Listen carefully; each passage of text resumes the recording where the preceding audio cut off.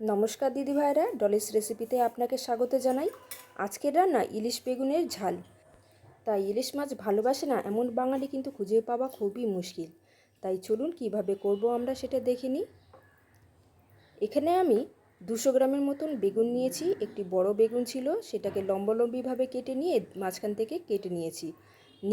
4-5টি কাঁচা লঙ্কা, আর এখানে নিয়েছি 500 গ্রামের মতো মাছ।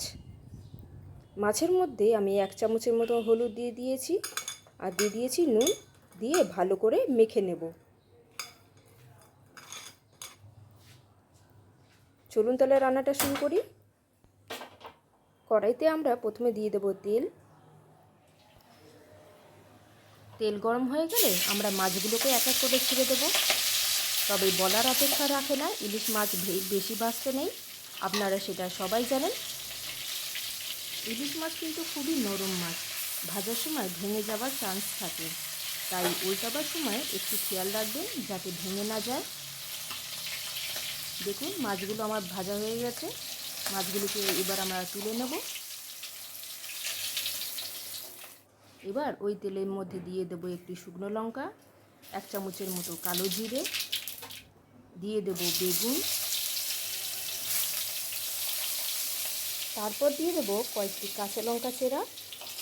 তারপর হালকা করে নেড়ে চেড়ে নেব। আর বেগুনগুলোকে আমরা বেশি ভাজবো না, হালকা ভাজা করলেই হবে। এরপর দিয়ে দেবো নুন, 1 চামচ হলুদ, 1 চামচ কাশ্মীরি লঙ্কা গুঁড়ো দিয়ে ভালো করে নেড়ে চেড়ে নেব।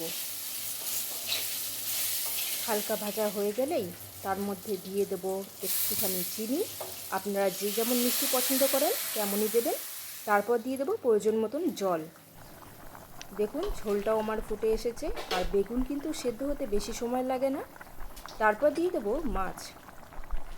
মাছগুলোকে আমরা বেশি নাড়াচাড়া করব না, ভেঙে যাওয়ার চান্সেস থাকে।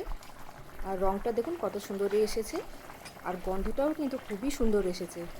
লাস্টে দিয়ে দেবো 1 চামচের মতো কাঁচা সর্ষের তেল, স্বাদটা অনেকটাই বেড়ে যায়। গরম গরম ভাতের সাথে পরিবেশন করুন ইলিশ বেগুনের ঝাল।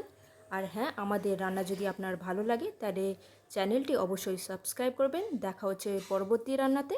আপনারা ভালো থাকবেন, সুস্থ থাকবেন। আজকের মতো আসি তাহলে।